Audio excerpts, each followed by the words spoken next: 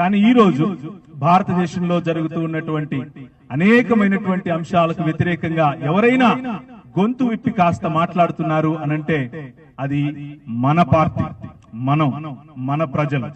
నిన్న రేవంత్ అన్న గారు పార్లమెంట్ లో మాట్లాడిన మాటలు నేను విన్నాను. ఫైనాన్స్ మినిస్టర్ కు జవాబు చెబుతూ, నేను శూద్రుణ్ణి కాబట్టి నా హిందీ బాగలేదు అన్నట్లుగా మీరు అన్నారు అంటూ ఆయన చేసిన వ్యాఖ్యలు ఎక్కడో విభజించి పాలించాలి అన్నటువంటి కూటైన ధీటైన సమాధానం అనిపించింది, అలా వినిపించింది కూడా. దానికి కారణం సమానత్వం అన్నటువంటి భావజాలం.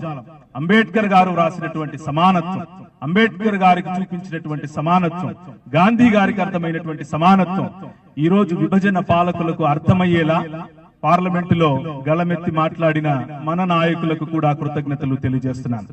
అదే నిజమైన క్రిస్మస్ సందేశం.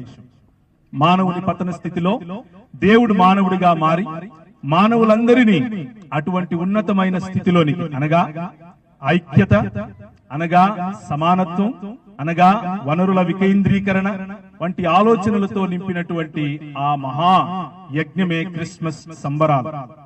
ఆఖరి మాట చెప్పి నేను ముగిస్తాను.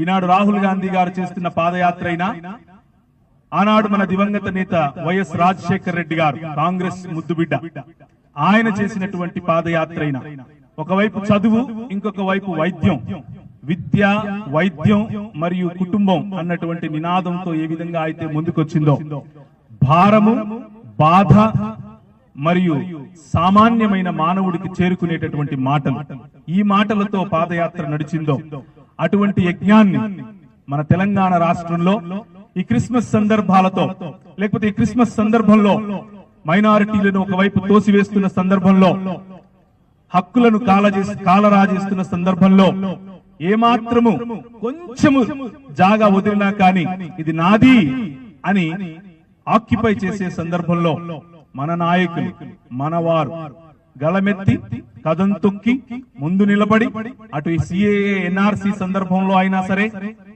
లేకపోతే ఇంకా ఎటువంటి సందర్భంలో రీసెంట్ గా వచ్చినటువంటి సందర్భంలో అయినా సరే, మన నాయకులు ముందుండటానికి చాలా గర్విస్తున్నాను, చాలా సంతోషిస్తున్నాను. క్రైస్తవ సమాజం మరియు క్రైస్తవ బిడ్డలు యేసు ప్రభువుతో ప్రార్థిస్తూ ఉంటారు, మీకు తోడుగా ఉంటారు, దానికి తోడుగా మీతో కలిసి నడుస్తారు. ఇంతవరకు ఏదైనా ఏ సమాజమైనా మిమ్మల్ని వెంట విడవకుండా వెంబడించింది అనంటే అది క్రీస్తు బిడ్డలే. ఆ విషయాన్ని జ్ఞాపకం ఉంచుకొని వారికి తగినటువంటి ఆలోచన